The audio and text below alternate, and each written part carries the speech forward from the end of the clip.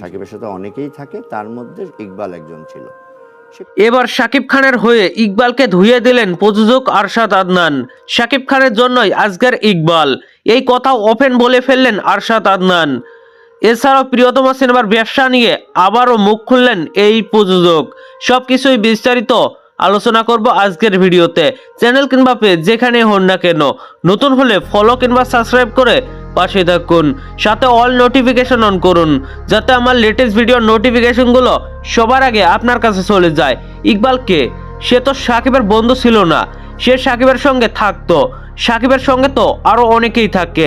আর হ্যাঁ, সাকিব খানেই ইকবালকে ইন্ডাস্ট্রিতে পরিচিত করেছে, এই কথা আমার না, আরশাদ আদনানের। প্রযোজক আরশাদ আদনান বলেন, সাকিবের বন্ধু ইকবাল ছিল না, সাকিবের সঙ্গে অনেকেই থাকে, তাই বলে সবাই তো তার বন্ধু হয় না।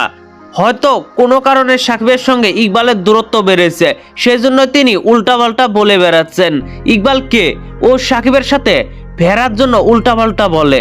সে সাকিবের কোনো বন্ধুই ছিল না, বা বন্ধু এখনো না। সাকিবের আশেপাশে যারা থাকে ইকবালও সেই রকমই। প্রযোজক আরশাদ আদনান এবার ভুল ভেঙে দিলেন অনেকের। অনেকেই বলেছিল সাকিব ইকবালের মধ্যে অনেক বড় বন্ধুত্ব ছিল, এটা সম্পূর্ণ ভুয়া কথা।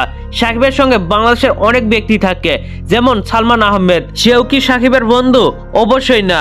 সেই রকমই ইকবালও সাকিবের বন্ধু নয়। পরিচালক আরশাদ আদনান প্রিয়তমার ব্যবসা নিয়েও একটি গুরুত্বপূর্ণ তথ্য দেন।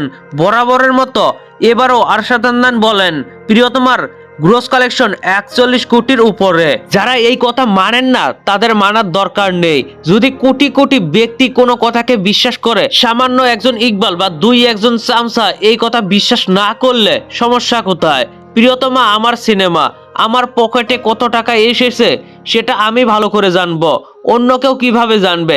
যাই হোক, এই পুরো বিষয়টা নিয়ে আপনাদের কোনো মতামত থাকলে অবশ্যই নিচে থাকা কমেন্ট বক্সে জানাবেন। আর হ্যাঁ, টাকলা ইকবালকে নিয়ে আপনারাও দুই একটা কথা বলে যান নিচে থাকা কমেন্ট বক্সে।